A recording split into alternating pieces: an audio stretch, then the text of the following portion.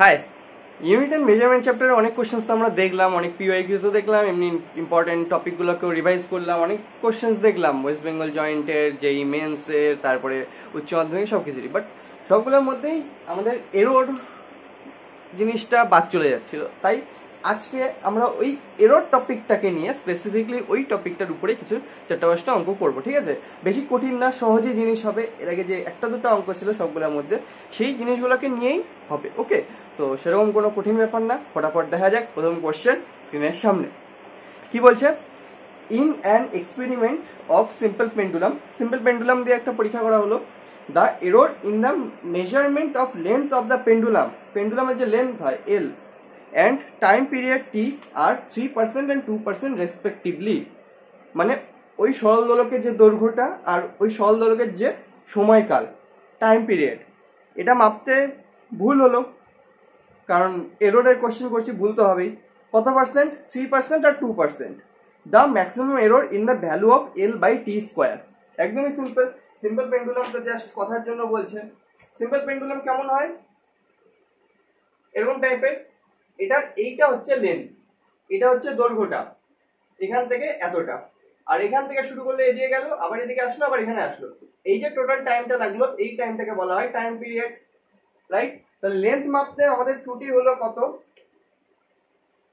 Length মাপতে আমাদের ত্রুটি হলো 3% এর, আর টাইম পিরিয়ড মাপতে আমাদের ত্রুটি বা এরর হলো 2% এর। ঠিক আছে? তাহলে আমাদেরকে বের করতে হচ্ছে L by T square. L by T স্কোয়ারের ক্ষেত্রে ম্যাক্সিমাম যে এরর হবে বা ত্রুটি হবে পার্সেন্টেজে, সেটা কত হবে? Del L by L into 100% plus 2 into del T by T into 100%। এবার হ্যাঁ 2 কেন আসলো? কারণ টি এর মাথায় স্কোয়ার আছে, পাওয়ারে যেটা থাকে সেটা কি চলে আসে? সামনে চলে আসে নেমে। তো এই টোটালটার ভ্যালু কত? এই টোটালটার ভ্যালু তো 3%। আর এখানে 2 কে বাদ দিয়ে del T by T into 100%, এটার ভ্যালু কত? এটার ভ্যালু তো 2%। তাহলে 2 ইন্টু 2%, 2 ইন্টু 2 4 হয়ে গেল, প্লাস 3 ইকুয়াল টু 7%। এটাই আমাদের অ্যান্সার, অপশন নাম্বার 2 বা বি, যেটাই বলা যায়। ঠিক আছে, এটা আমাদের অ্যান্সার। এরকমই সিম্পল। এবার সিম্পল পেন্ডুলাম বললো, এটা জাস্ট একটু কোশ্চেনটাকে ঘোরানোর জন্য ইউজ করা হলো, কারণ সিম্পল পেন্ডুলামের কোনো মানে থিওরি বা সিম্পল পেন্ডুলাম সম্পর্কিত কোনো কিছুই আমরা এখানে ইউজ করলাম না। এমনিও যদি বলে তো কোনো কিছু টি লেন্থ বের করতে এত হলো, টাইম পিরিয়ড বের করতে 2% ত্রুটি হলো, তাহলে আমরা এটা করে নিতে পারতাম। সিম্পল পেন্ডুলামের কনসেপ্ট ইউজই হলো না, ওটা জাস্ট ঘোরানোর জন্য ইউজ হলো। ওকে, এটা ছিল প্রথম question, simple question, right?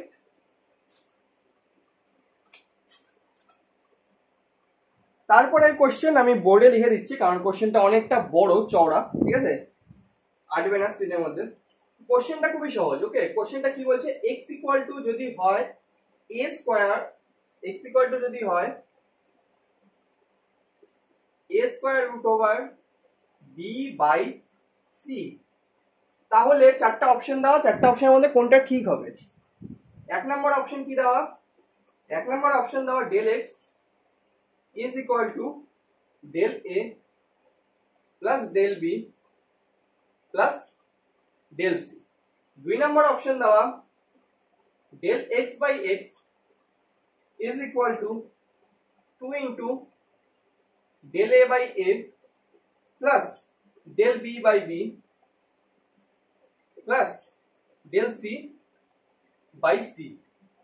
Option number C, del x by x is equal to 2 del a by a plus del b by 2b plus del C by C. আর অপশন নাম্বার ডি মানে last option কি দেওয়া? Del X by X is equal to del A by A plus del B by B plus del C by C. এই হলো চারটা option. কি মনে হয় এই চারটা অপশনের মধ্যে কোনটা ঠিক হবে? এটাকে যদি মাথায় রাখা হয়, এটার সাপেক্ষে এই চারটা অপশনের মধ্যে কোনটা ঠিক হবে? এবার কি বের করা হয়েছে? ত্রুটি, রাইট? এখানে গুণ ভাগ করা, তার মানে কি ডেল এক্স, এটা তো হবে না, শুধু ডেল এক্স তো এটা শুধুমাত্র কার ক্ষেত্রে হয়, এটা শুধুমাত্র প্লাস বা মাইনাসের ক্ষেত্রে হয়, রাইট? যখনই গুণ ভাগ চলে আসবে তখনই কি আমাদের ভগ্নাংশে এরর আসবে, মানে ডেল এক্স বাই এক্স তো হবে, ঠিক আছে? এখান থেকে কি আনতে পারি আমরা, del X by X is equal to এর পাওয়ারে 2, তাহলে 2 কি হবে, সামনে চলে আসবে, 2 into del A by A plus error তো যোগই হয়, বি এর পাওয়ারে হাফ, রুট ওভার বি মানে কি, বি এর পাওয়ারে হাফ, তাহলে হাফ কি হবে, সামনে চলে আসবে, half into del B by B, আর সি নিচে ভাগ আছে, সি এর পাওয়ারে কিচ্ছু নাই, তাহলে পাওয়ারের জিনিস কিচ্ছু সামনে আসবে না, আর ভাগ আছে তো কি হয়ে যাবে, ডেল সি বাই সি। তো এই তিনটা, এই প্রথম অপশনটা বাদিক হয়ে গেল, এই তিনটা অপশনের মধ্যে কোনটা অ্যান্সার আসবে তাহলে, এটা কোনটার সাথে ম্যাচ করছে, del X by X equal to 2a del A by A আসলো, তাহলে ডেল বি বাই বি, তাহলে বি এর পাওয়ারে যে হাফ ওটা কোথায় গেল, নাই এটাতে, তাহলে এটাও হবে না। C number option del X by X, ঠিক আছে, 2 into del A by A, ঠিক আছে, তারপর ডেল বি বাই 2b মানে হাফ, এখানে এই যে পাওয়ারে যে হাফটা ছিল সেই হাফটাকে এখানে নিয়ে আসলো, plus del C by C, তাহলে আমাদের অ্যান্সার হয়ে যাবে সি নাম্বার অপশন। আর এটা ডি নাম্বার যদি দেখি, del X by X equal to del A by A 2/9, এর পাওয়ারে যে 2টা ওটা কোথায় গেল, ওটা তো বসাই নি এখানে, তাহলে এটা হবে না। তাহলে del B by B, B এর পাওয়ারে যে হাফটা ছিল ওটা কোথায়, নাই, হবে না, তো এই গোটাটা ক্যান্সেল, তাহলে আমাদের অ্যান্সার হবে সি নাম্বারটা, এটাই এটাই কোশ্চেন, এটাই অ্যান্সার, জাস্ট এররটাই বের করতে হচ্ছে।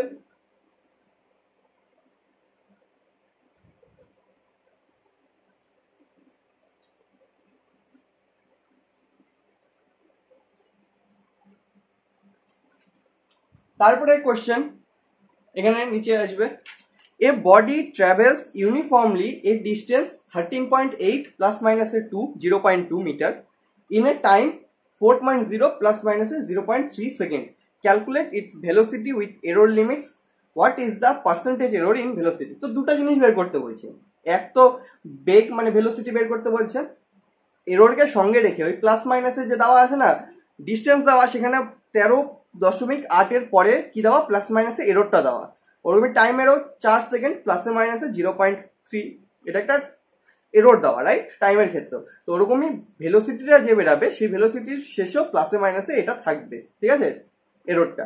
আর একটা কি পার্সেন্টেজ এরর কত হবে, ওকে।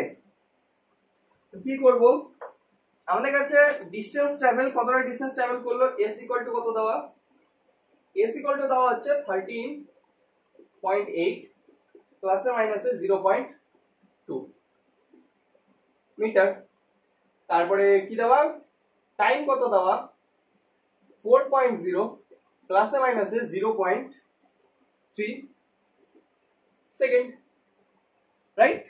তাহলে ভেলোসিটি ইকুয়াল টু কি হয়, এস বাই টি, রাইট।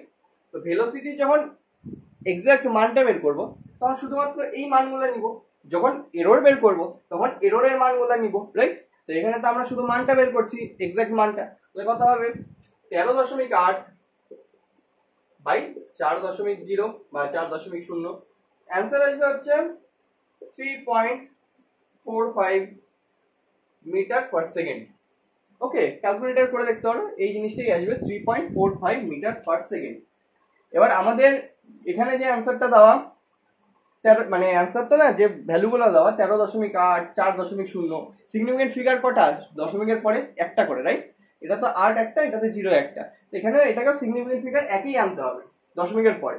তো 5কে যদি বাদ দিয়ে দেই, তার আগেরটা কি জোড় সংখ্যা, তাহলে চেঞ্জ হবে না, কত আসবে 3.4 মিটার পার সেকেন্ড, প্রায় ইকুয়াল টু, ওকে। এটাকে আমরা এইভাবে চেঞ্জ করতে পারি। আচ্ছা, এটা ভ্যালু আসলে এরপরে কি প্লাসে মাইনাসে আমাদের এররটাকেও লিখতে হবে, এররটা কেমন করে আসবে, ডেল ভি বাই ভি আসবে, ওকে, কারণ এখানে এস বাই টি আছে।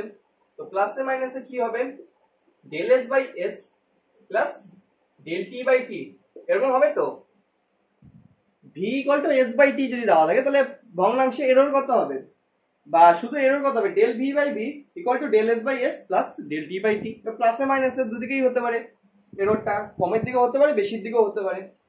তো আমরা কত লিখবো এখান থেকে, প্লাসে মাইনাসে ডেল এস মানে হচ্ছে 0.2 বাই এস মানে হচ্ছে 13.8 প্লাস ডেল টি মানে হচ্ছে 0.3 বাই টি মানে হচ্ছে 4.0, ঠিক আছে। আর এখান থেকে আমাদের ডেল ভিটা দরকার, তাই না? শুধু আমাদের যখন অ্যান্সারটা বের করতে হবে তখন কি লিখবো, V plus A minus A del V, এরকম তো আমরা অ্যান্সারটা লিখবো না, মিটার পার সেকেন্ড। তো শুধু ভি এর ভ্যালু তো আমাদের চলে আসলো, 3.45 লিখি বা 3.4 লিখি, একই রকম ব্যাপার, কোনো অসুবিধা নেই। আমাদের লাগবে হচ্ছে ডেল ভি মান, তাই তো? আর এখানে কি আসলো, ডেল ভি বাই ভি। তাহলে এই ভিটাকে কি করব, নিয়ে গিয়ে এই পাশে গুণ করে দেবো, এই পাশে কি করে দেবো, গুণ করে দেবো, চলে গেল। ভি এর ভ্যালু কত আসে আমাদের কাছে, ভি এর ভ্যালু আমাদের কাছে আসলো হচ্ছে 3.45। এটা আমরা রাউন্ডিং অফ করে লাস্টে লেখার সময় লিখবো, কিন্তু হিসাব তো আমরা এটা দিয়েই করবো, কারণ আমাদের কাছে অ্যান্সার তো এটাই আসলো, তাই না? এগুলোকে যদি যোগ বিয়োগ গুণ ভাগ কাটাকাটি সবকিছু করে করে দেখা যায়, তাহলে আমাদের কাছে অ্যান্সার আসে হচ্ছে প্রায় কাছাকাছি কত, প্লাস মাইনাস 0.31। তাহলে আমাদের যেটা অ্যান্সার বের করতে বলছে ভেলোসিটি, সেটা কত হবে, ওইটা 3.4 প্লাসে মাইনাসে কতটা এরর হলো 0.31, এটা কি অ্যান্সার হবে, metre per second, metre per second. Okay, এটা আমাদের ভেলোসিটি অ্যান্সার আসলো। ভেলোসিটি মান বের করতে হচ্ছে উইথ এরর লিমিট, এররের লিমিটের সাথে, যে এররের লিমিট হচ্ছে এটা 0.31, প্লাসের দিকে এত বা মাইনাসের দিকে এত, এর মধ্যে থাকবে। ওকে, তার সাথে সাথে কি দেওয়া, তার সাথে সাথে পার্সেন্টেজ এরর বের করতে বলা হয়েছিল, মানে del V by V into 100। এখানে তো না, নিচে লিখে দিই, কি বের করতে বলছো, del V by V into 100%, এটা বের করতে বলা হয়েছিল, ঠিক আছে। তো এটা বের করা সিম্পল জিনিস, রাইট? আশা করি পেরে যাবে, এটা দেওয়া থাকলো করতে, ঠিক আছে, খুবই সিম্পল জিনিস। পার্সেন্টেজ এরর কেমন করে বেরাবে, del V by V equal to এই টোটালটা, খালি এটাকে দিয়ে গুণ করবো না, মানে ভাগ করে দেবো, এই মানটাকে যদি এটাতে ভাগ করে দিই, তাহলে যেটা বেরোলো ইন্টু 100%, সেটা কি চলে আসবে, পার্সেন্টেজ এরর, ঠিক আছে। এই হলো এই কোশ্চেন।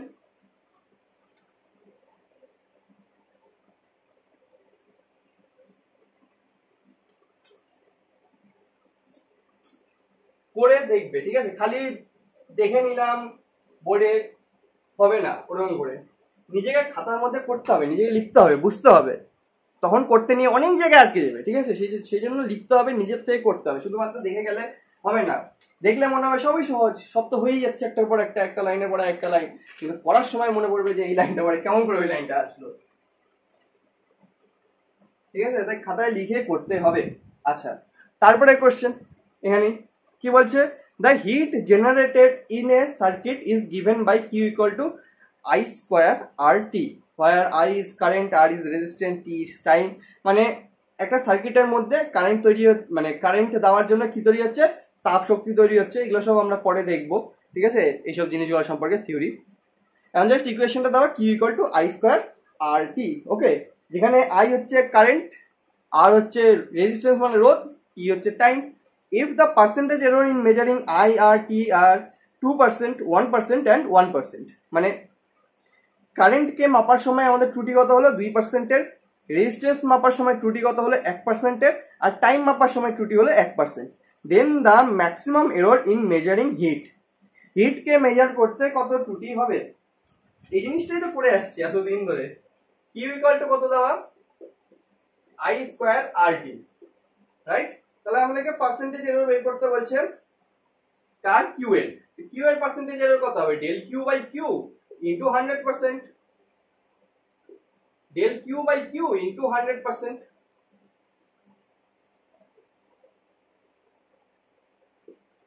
ইকুয়াল টু কত হবে, I স্কয়ার, স্কয়ার মানে পাওয়ারে 2, সেটা সামনে চলে আসবে, 2 into del I by I into 100 plus R এর পাওয়ারতে কিচ্ছু নাই, তাহলে কি হবে, ডেল আর বাই আর হয়ে যাবে শুধু, রাইট, ইনটু 100% প্লাস টি এর পাওয়ার আর কিচ্ছু নাই, তাহলে শুধু ডেল টি বাই টি হয়ে যাবে